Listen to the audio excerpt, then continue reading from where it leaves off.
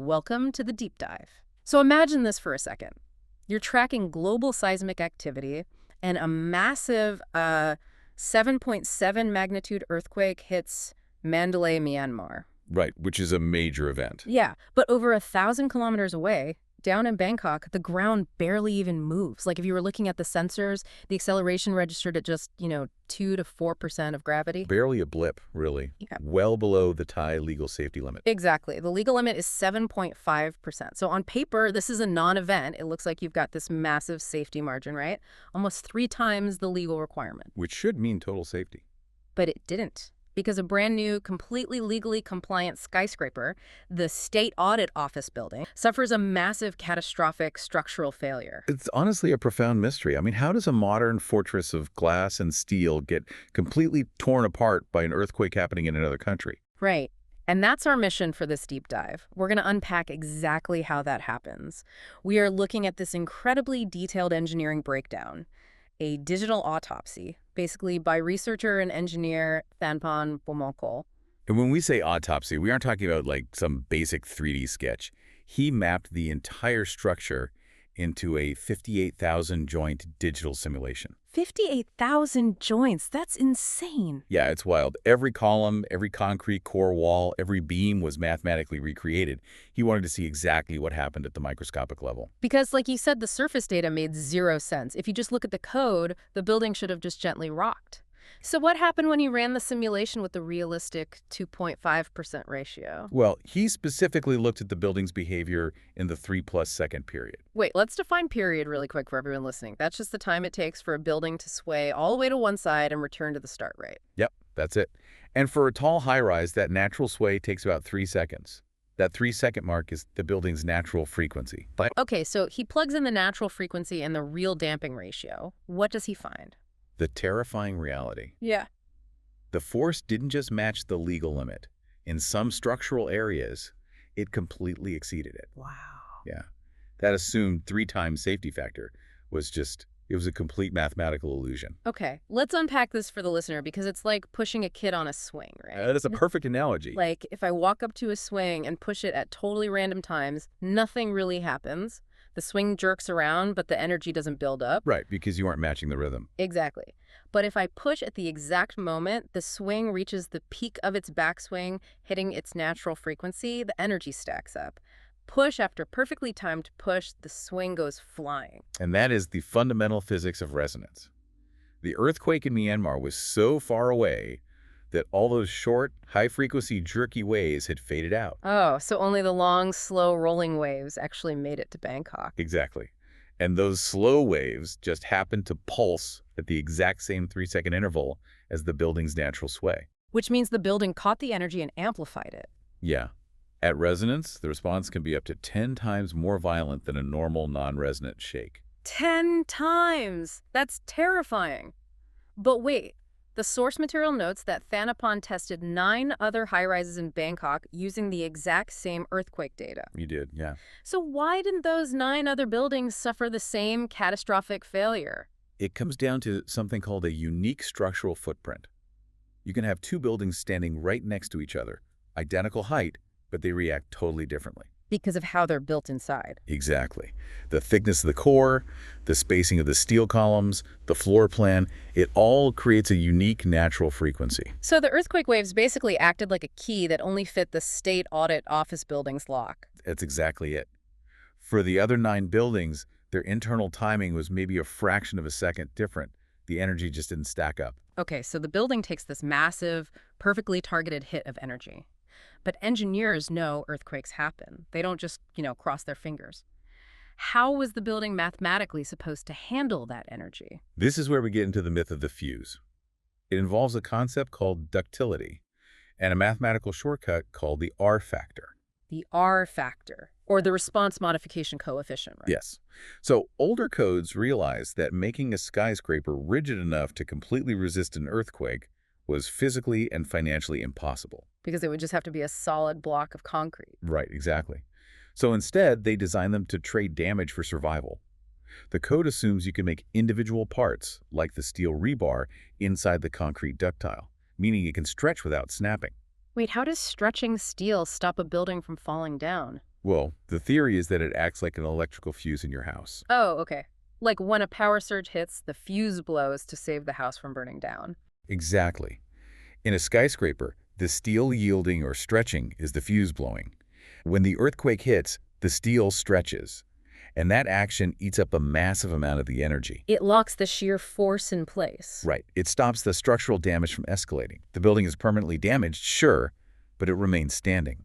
And because engineers assume that fuse is going to blow, they're legally allowed to reduce the forces in their math. They just divide the actual force by 4 or 5. Exactly, which makes a building way cheaper to build. Hmm. But, and this is the devastating part of the simulation, when Vanapon ran the nonlinear response history analysis, he found out the fuse never blew. Wait, really? It never blew at all? Not at all. The immense shear force hit the structure. The brittle concrete cracked aggressively, just like you'd expect. But the internal steel rebar, which was supposed to stretch and cap the energy, Just didn't. it never yielded. It never stretched the way the math assumed it would. Let me push back on this for a second, because if the concrete is cracking, doesn't that absorb energy? Like, doesn't the cracking change the stiffness of the building? It absolutely changes the stiffness. It loses rigidity and bends more easily. But losing stiffness without the steel yielding is fatal. Because it just keeps absorbing more force. Yes. Since the steel didn't stretch to cap the energy, the building just got weaker while taking on more violent energy.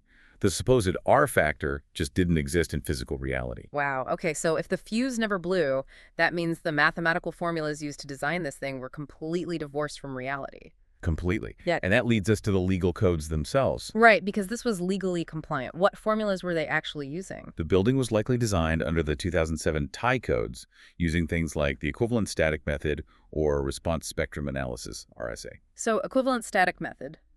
Break that down. It's a huge oversimplification. Earthquakes are dynamic, right? They roll and pulse. But this method pretends the earthquake is just a single, invisible, giant hand pushing horizontally against the building with constant pressure. Oh, wow. So it completely ignores the complex whipping motion of a skyscraper. Exactly. And the other method, RSA, is a bit better, but it still relies on that imaginary R factor. It assumes the building will yield predictably. So here's where it gets really interesting to me. Using the legal RSA method to calculate a high-rise earthquake, it's like using a basic 4-function calculator to do orbital mechanics, right? It's brilliant, yes. It's just the completely wrong tool for the job. And the source mentions that even the newly updated 2021 Thai regulations still have this flaw. They do. They inherited it from an older American code called ASCE 7. But the U.S. doesn't even use that anymore, do they? Not for high-rises. ASCE 7 was for mid-rise buildings. The U.S. abandoned it for high-rises, moving to specialized manuals like the Tall Buildings Initiative, which actually require the exact kind of simulation Thanapon did. So the math is wrong. But the jaw-dropping stat from the simulation is just how wrong it was. Oh, the base shear, yes. Base shear being the total accumulated horizontal force hitting the bottom of the building. What did the simulation show? The actual base shear hitting the core walls was 150% to 210% higher than the legal code predicted. Wait, up to 210% higher. The legal math was literally missing over half the actual force of the earthquake. Exactly. The code was telling engineers, prepare your foundation for this amount of force, while physics delivered more than double that. That's insane. If the math is missing 200% of the force, no amount of careful construction can save it. None at all. But knowing that the math was 200% off, it totally changes how we look at the aftermath, because when the building failed, no one blamed the math, did they? No, of course not. It's a psychological defense mechanism. It's much easier to blame a visible physical flaw than admit our mathematical models are fundamentally broken. Right, so we got all these red herrings in the media. Like, I remember people blaming the shear wall thickness. Yeah, they pointed out that the corridor walls were reduced from 300 millimeters to 250 millimeters. But the digital autopsy debunked that. Completely. Yeah. Thinning the walls weakened it slightly, but nowhere near enough to cause the failure. Then they blamed asymmetrical twisting, right? Yeah. Because the elevator core was off-center. Yeah, and again, the simulation showed that twisting only added about 8% more stress. 8% is a lot, but it's not the 200% killer force. Exactly. Even missing link beams, when Thanapon deleted them from the model, it only changed the shear force by 5 to 8%. So all of these visible things were just fractions of the real problem. The Thai Department of Public Works, the DPT, they weren't blind to this. No, their documentation actually acknowledges that standard RSA produces dangerously low shear forces in core walls compared to nonlinear analysis, So they knew about the exact mathematical gap that destroyed the OAG building, and they tried to bridge it with a patch called Modified RSA, or MRSA. which artificially inflates the calculated shear forces to try and force the design up to safer levels without making every firm buy expensive nonlinear software. But MRSA failed because of how it was codified. In the 2021 standard, it's not a mandatory sweeping protocol for all high-rises. No, it's buried in a subsection. To a practicing engineer, it reads as an optional calculation. And worse, the actual 2021 ministerial regulation, the highest legal authority, doesn't even mention MRSA. Worse than that, for Bangkok, which is seismic zone 2, it explicitly permits the equivalent static method. The equivalent static method, which is the absolute oldest, most rudimentary way to calculate demand. It treats a dynamic earthquake like a static, constant push against the building. It entirely ignores resonance, natural periods, wave amplification, and yet it's legal for high-rises.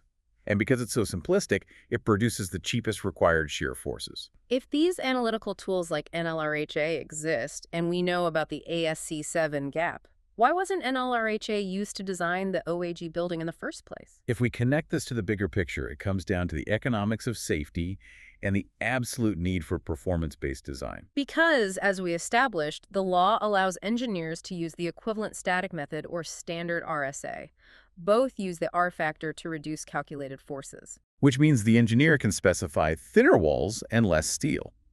That lowers construction costs, but the real driver is real estate. Every square meter is monetized. If your elevator core walls are half a meter thinner on all sides, across 40 floors. That is millions of dollars in highly lucrative usable square footage for the developer. The pressure on the structural engineer is immense.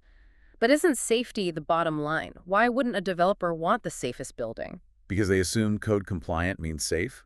They don't know about the R factor fallacy or the TBI supplement. They just see a legal stamp of approval. So if you're an ethical engineer and you tell a developer, I ran a nonlinear simulations and you actually need walls twice as thick.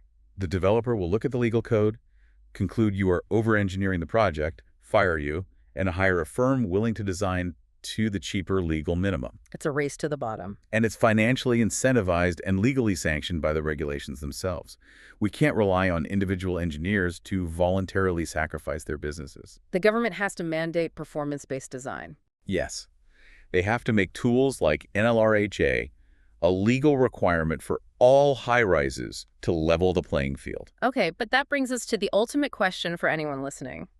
If the code is this flawed and everyone builds to the cheapest minimum, why didn't every other high-rise in Bangkok collapse? Because of the 9 buildings studied, none of the other 8 experienced those catastrophic stress spikes. Were they built better? Were those engineers secretly using nonlinear analysis? No. The materials and design methods were consistent. The survival of the other 8 comes back entirely to the natural period. Their structural fingerprint. Exactly. Every building has a unique frequency based on its exact height, mass distribution, and stiffness. They all sway at a slightly different rhythm. The OAG building didn't fail because it was uniquely poorly built. It failed because its specific fingerprint perfectly aligned with the exact frequency of this specific earthquake. It was a perfect, deadly lock. The other buildings survived because their frequencies were just slightly offset. So they didn't hit perfect resonance. It's basically resonance roulette. That's exactly what it is. Surviving an earthquake doesn't prove a building is safe. It just means it didn't draw the short straw that day. Which is terrifying because a building that survived Mandalay perfectly fine might completely collapse in a different earthquake with a different frequency. The OAG building was just the unlucky loser of this specific spin of the wheel. And that reliance on geometric look is why we have to transition to performance-based design. Absolutely.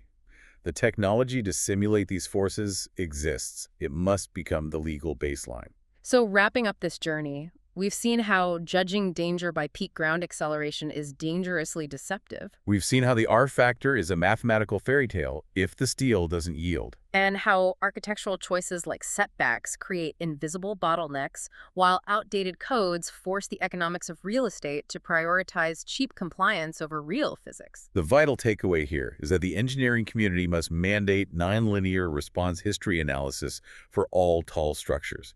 If a building's failure threatens hundreds of lives, it must undergo a virtual crash test. We have to prove it can survive the physical realities of resonance before the concrete is even poured. It's a massive systemic vulnerability. Building codes were meant to standardize safety, but as skyscrapers get taller and more complex, that simplified math becomes a liability. Physics doesn't care about profit margins. So to pull this all together for you listening at home, the State Audit Office didn't fail just because of an earthquake in Myanmar. No, it failed because of a perfect storm of mathematical illusions. Right. An outdated calculation missing 200% of the force, Yeah. an imaginary fuse that never blew, and market pressures forcing engineers to build to the absolute minimum legal standard instead of physical reality. It really is a sobering reminder that the buildings we use every day are only as safe as the mathematical assumptions behind them. Absolutely.